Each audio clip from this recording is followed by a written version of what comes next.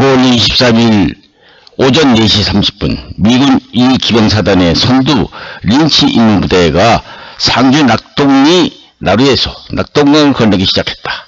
원래 인천 상륙작전의 핵심 작전 개념은 상륙부대인 미군 10군단이 북한군의 태입을 끊으면 낙동강을 지키던 미군 8군이 공격해서 북한군을 격파한다는 작전이었다. 한강 남단에서 기다리는 10군단의 모리에 떨어진 8군의 망치의 무리가 바로 린치 임무부대의 임무였다. 9월 27일에 린치 임무부대가 오산에 나와서 두 부대가 연결되었다. 이렇게 무너진 북한군을 추격하면서 유엔군은 38선으로 진출하기 시작했다. 당시 유엔군 최고사령관 메가더 원수는 합동참모에서 중공군이나 소비에트 러시아군이 개입할 위험이 없으면 북한으로 진격하라는 지시를 받은 터였다. 미국 국방부는 북한 진격을 주장했지만 전쟁 확대를 거듭내는 국무부는 반대했다.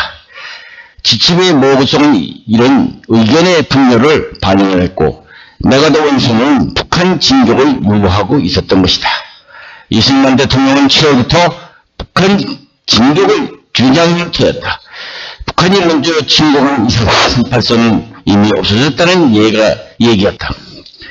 메가더 원수가 망설이자 이승만 대통령은 국방이 먼저 38선을 넘어야 한다고 판단했다.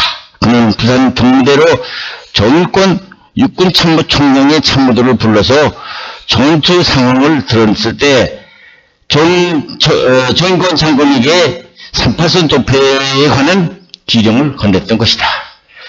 정일권 장군은 강릉으로 진격하던 1군단을 찾아가서 군단장 김백일 중장에게 상황을 설명했다. 그리고 우리가 38선에서 멈추면 지형적으로 분리해서 38선 2부에서 꼭 확보해야 할 지형 지물이 있는가 물었다. 김 군단장은 지도를 살피고 나서 양양을 확보하려면 38선 바로 북쪽 고지를 점령해야 한다고 대답을 했다. 정일권 장군은 옥과사령관을 찾아가서 사정을 설명하고 38선 바로 북쪽 고지를 점령하라는 허락을 받아냈다.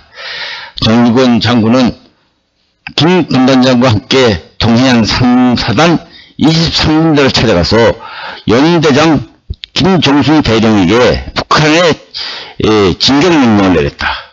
이튿날이 10월 6일 23년대는 38선을 넘어서 진격을 시작했다. 이 소식이 알려지자 다른 국군부대들이 서둘러서 38선을 넘기 시작했다. 그래도 미군은 움직이지 않고 있었다. 대신 메가더 원수가 김일성에게 항복을 권유하는 방송을 하고 있었다. 바로 그날 중국 예상주의회는 제국주의자들이 무도하게 중국 인민들의 국가의 영토를 침공하면 중국 인민들은 방관하지 않을 것이라고 경고를 했다. 10월 3일 인도 대표가 유엔군은 38선을 넘지 말아야 한다는 견해를 발표하기도 했다. 그 사이에도 국군은 재빠르게 진격을 시작했고 북진의 운동량은 커지기 시작했던 것이다. 한국군에게 공을 뺏기게 된 미군의 불평은 커지게 되었고 메가더 원수는 할 수 없이 북한 진격을 명령했다. 드디어 10월 9일 1기병사단은 평화를 바라고 북진길에 올랐던 것이다. 38선에 도착한 미군과 한국군이 38선에서 잠깐 멈춘 것은 북한 남침 이후 유엔은 안전보장 이사회의 결의에 따라서 대한민국에 대한 군사적 지원을 결의함으로써 유엔 회원국으로 하여금 군대를 한국에 파병해서 한국을 돕도록 했다는 명분 때문에 그때 유엔 안전보장 이사회에서는 유엔군이 수행해야 될 최종 전쟁 목표를 전쟁 이전의 상태의 회복이라고 했는데 이 전쟁 이전의 상태의 회복이라는 것은 북한 공산군이 38선을 넘었기 때문에 최종 목표가 달성되었으니 38선은 더 이상 넘지 말라는 것이었다. 이 말을 들은 이승만 대통령은 대노했다. 특히 유엔에서 발언하는 인도 대표가 38선을 유엔군이 넘지 말아야 한다는 발언에 경로했던 것이다. 무슨 소리야? 지금 유엔 결의에 의해서 한반도의 유일한 합법정을 하면서 대한민국을 승인한 유엔이 이제 와서 불법적으로 만들어진 북한 공산군이 남침을 자행한 불법 집단의 행동을 인정하겠다는 거야 뭐야?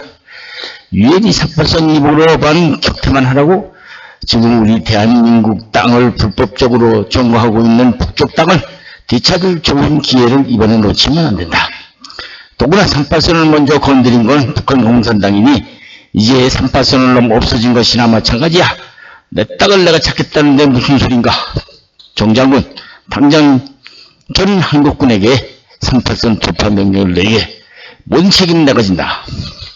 육군참모총장 조총일고는 이승만 대통령의 명령으로 즉시 전방 한국군 부대로 차를 몰았다.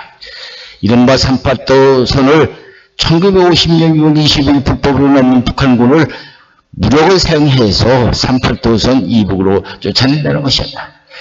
당시 유엔군 사령관이었던 메가더 원수는 유엔 안보리로부터의 위임받아서 전쟁 지휘본부 역할을 하고 있었기 때문에 미군 군부는 미 합동참모본부에서도 한국에서 유엔 작전을 총괄하는 유엔 사령관 메가더 원수에게 주었던 임무를 한계로 북한을 3·8선 이북으로만 격퇴하라는 것이었다. 이는 어디까지나 3·8선을 군사적으로 회복하라는 것이었지 3·8선을 돌파하라는 것은 아니었던 것이다. 이런 유엔의 전쟁 방침은 국군 3사단이 3·8선에 도전할 때까지만 해도 유엔군 사령부는 그 범위 내에서 작전을 수행하라는 명령만 있을 뿐이었다. 그래서 그때까지만 해도 유엔의 전쟁 방침은 아직 바뀐 것이 없었다. 그런 상황에서 국군이 3·8선에 도달했다고 해서 함부로 넘을 수는 없었다. 국제적으로나 군사적으로 문제의 소지를 없애려면 유엔에서 먼저 전쟁 방침을 변경할 필요를 있기는 했기 때문이었다. 6.25 전쟁은 대한민국 입장에서는 남침 전쟁이었지만 유엔의 입장에서는 유엔이 치르는 전쟁이었기 때문이라는 것이었다. 그러나 이승만 대통령은 북한이 먼저 전쟁 범죄를 저질렀으니 당연히 북진을 해서 남북 통일의 좋은 기회라고 생각했던 것이다. 드디어 유엔도 이승만 한국 대통령의 주장을 받아들여서 1950년 10월 7일을 한반도의 독립적이고 민주적인 통일 단일 정부를 승인한다는 결의안을 유엔에서 47대 5로 통과시키게 되었고 10월 9일 미 8군에게도 북진 명령을 내리게 되었다. 명령에 따라서 미군도 북진을 개시했던 것이다.